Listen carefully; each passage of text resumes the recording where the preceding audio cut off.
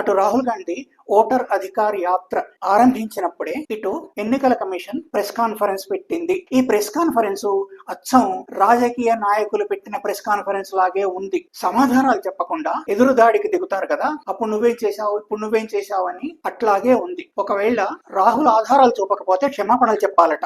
ఎన్నికల కమిషన్ రాజ్యాంగబద్ధంగా ఏర్పడ్డ ఒక సంస్థ. అట్లాగే ప్రతిపక్ష నాయకుడు కూడా రాజ్యాంగబద్ధంగా ఏర్పడ్డ సంస్థకు సంబంధించిన వారే. వారితో కొంచెం మర్యాదగా మాట్లాడాల్సిన అవసరం ఎన్నికల కమిషన్ కు ఉంటుంది. ఎన్నికల కమిషన్ నియమించే కమిటీలో ప్రధానమంత్రి, మరొక మంత్రి, ప్రతిపక్ష నాయకులు ఉంటారు. అంటే ఎన్నికల కమిషన్ నియమించిన వాళ్ళలో రాహుల్ గాంధీ కూడా ఉంటారు. అట్లా కూడా కాస్త మర్యాదగా మాట్లాడాల్సిన బాధ్యత ఎన్నికల కమిషన్ పైన ఉండింది. ఎన్నికల కమిషన్ తను చెప్పేదంతా చెప్పిన తర్వాత, తను అడగాల్సిన ప్రశ్నలన్నీ అడిగిన తర్వాత ప్రెస్ వాళ్ళు అడిగిన ఏ సమంజసమైన ప్రశ్న కూడా సరైన సమాధానం చెప్పలేదు. అంటే లేవు సమాధానాలు.